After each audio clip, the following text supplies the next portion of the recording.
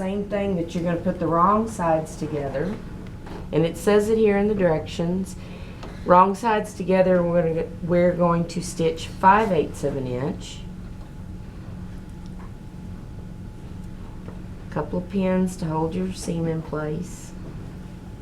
And pin perpendicular. And you're going to stitch 5/8 of an inch.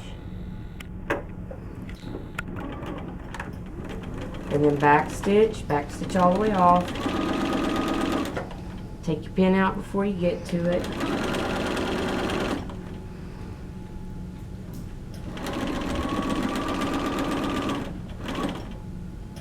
Back stitch at the end.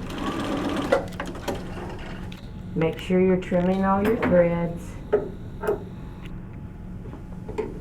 And then once again you're going to go to the ironing board and you're going to cut one side off, and you're going to cut it off to 1/8 of an inch.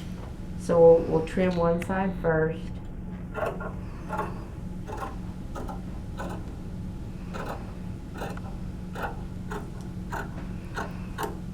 So that's about 1/8 of an inch, and then you're going to fold this over your remaining seam allowance. You're going to fold it over and press it to your seam, and then you're going to press it flat, and you're going to sew right along that edge. So let me go press.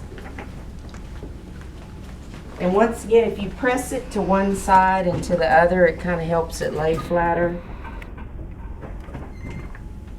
You could probably just press it over the longer side and then press your seam, line up your seam allowance to your seam line.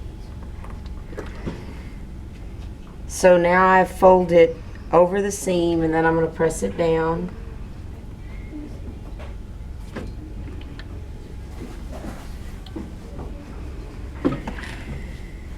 And then I'm going to put a couple of pins to hold it in place to keep it laying flat.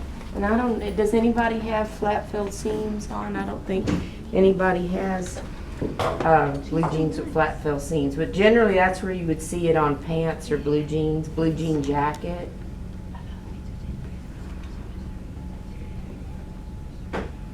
And you're going to sew right along the edge of the folded part, and you'll line it up with the inside edge of your presser foot. It's kind of like a little U shape there. You're going to line it up there and sew a couple of stitches, back stitch, and then sew all the way down.